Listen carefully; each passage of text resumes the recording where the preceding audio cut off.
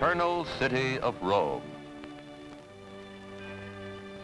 Here, dominated by St. Peter's and the 100 acres that comprise the Vatican city-state, is the center of world Catholicism, the seat of one of the most dynamic rulers of his time, His Holiness Bishop of Rome and Vicar of Jesus Christ, Pope Pius XII, 266th pontiff in the unbroken succession of the Church.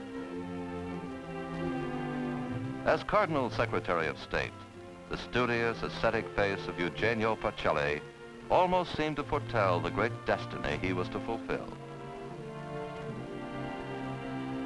Traveling widely as the emissary of Pius XI, he carried inspiration with him, as he did on his visit to the revered Shrine at Lourdes in France. In Hungary, in the days before the Iron Curtain was ever heard of, he was the dominant figure at the Eucharistic Congress in Budapest. In 1936, the most traveled prelate in history made a momentous month-long trip to the United States. At Fordham University, he was on familiar ground, a brilliant scholar in his own right, master of 7 languages, who had already earned several doctorate degrees.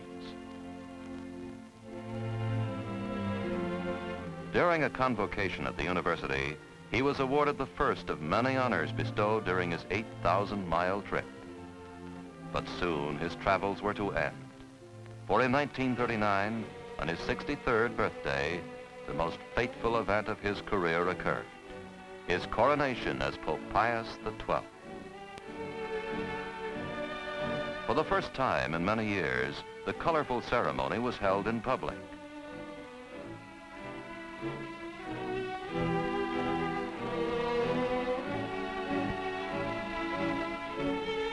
Among the first to swear allegiance were the Swiss Guards, traditional protectors of the Pope.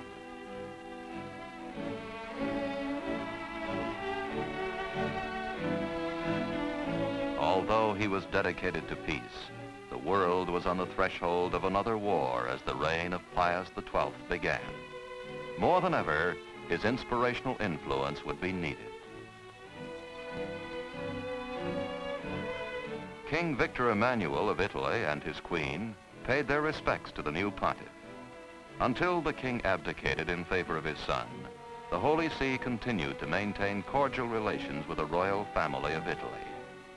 Together, the solidarity between the king and the Vatican did much to sustain Italian morale during the dark years of occupation to come.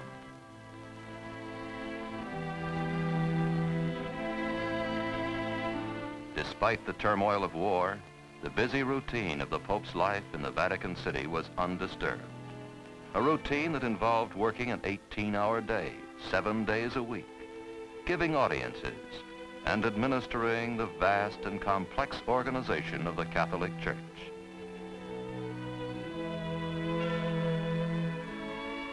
An hour's walk through the magnificent Vatican garden provided a daily interlude of study and contemplation.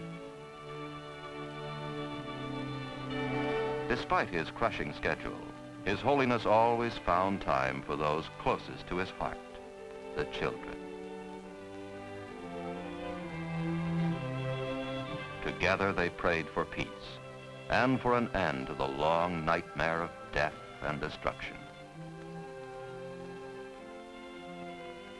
These were dark days, but liberation was at hand as the advance guard of the American Army rolled into the city, headed by General Mark Clark.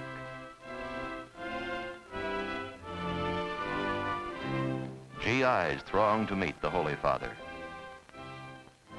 Since the war, over 1 million American servicemen, half of them non-Catholics, have listened intently and reverently to the words of a man whose ideals reached out beyond the boundaries of his own faith.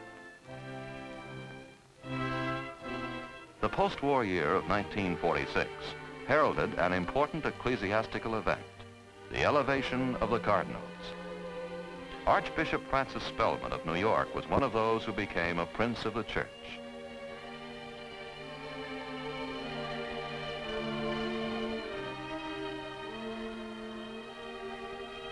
The increasing role of North America in the hierarchy was also evidenced by the elevation of Archbishop McGuigan of Toronto, Canada.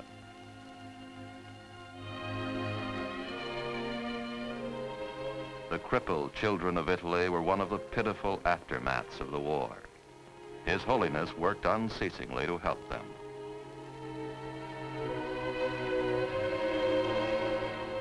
The 10th year of pious reign witnessed one of the greatest pilgrimages to Rome in church history. The occasion was the Holy Year, occurring once every 25 years.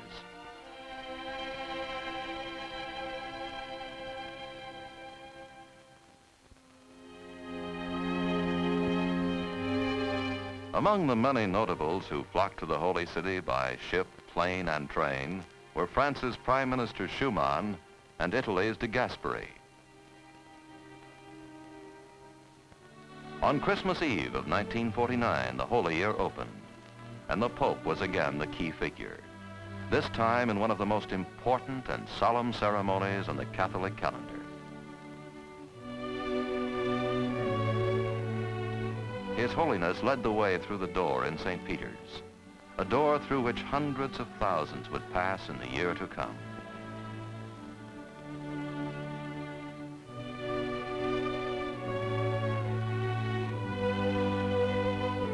At the great ceremony, more than half the College of Cardinals was present, among them Cardinal Spellman, who led a contingent of 500 pilgrims from America.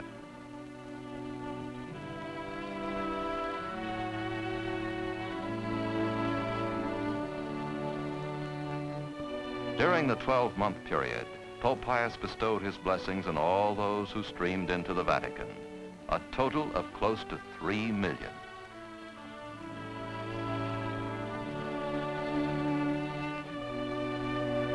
On Christmas of 1950, the Holy Year came to an end. The Pope presided over the solemn ceremony of sealing the door, which would not be opened again for another 25 years.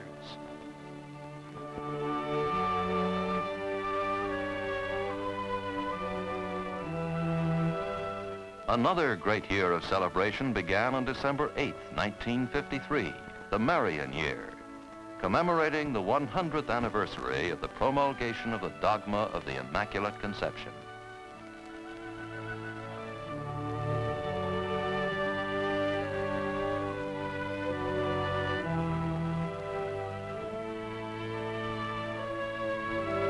A year of joy and celebration, the Marian Year is an appropriate milestone in the career of one of the most popular of all popes, a Pope of the people. A man whose deep feeling for all the world has transcended dividing lines of theology and politics. His Holiness, as ever, servant of the servants of God.